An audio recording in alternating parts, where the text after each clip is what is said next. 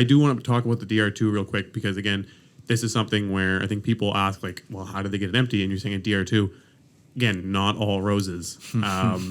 You guys face some issues doing that, even though you followed the protocol. We did have some issues with some sellers and stuff signing documents and providing them.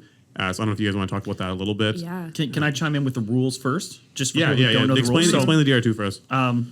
So Nova Scotia tenancy, there's only a few ways that you can get a vacant unit. Obviously, if someone's not paying the rent, if they're damaging the rent, if you think there's a health concern, or if the building becomes unfit for living, and all these sort of things.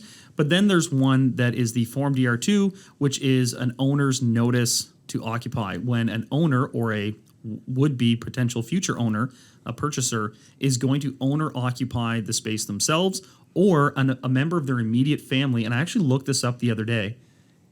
It's not cousins. It's not like it's kind of close family. Yeah. If you or they are occupying, then that is another grounds to terminate the tenancy with 2 full calendar months notice. So not 60 days, but actually wait till the next calendar month and 2 full months. So you as the purchaser or the owner about to move in, you have to fill out an affidavit with a lawyer that says, yes, I swear that we are moving in there. That is served with the Form DR2 to the tenant. So oftentimes as part of the transaction, the existing owner of the property, the seller, will serve the tenant that affidavit and that notice, and it sometimes goes great. On behalf of the new buyer, yeah. Yeah, but sounds like it didn't go great in this particular case. No. Yeah, I mean, it ended up working out, but what happened was, so April 1, we served them with the DR2, and we thought it went okay. Like, we did it face-to-face to be respectful and to explain our situation.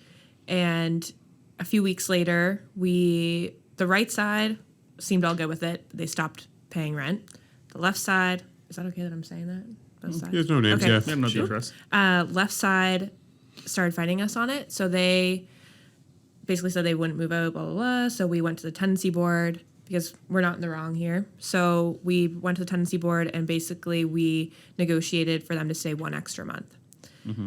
They didn't end up paying rent for that 1 extra month. Mm-hmm. And then when they left the unit, they left all their garbage inside and put the heat up all the way.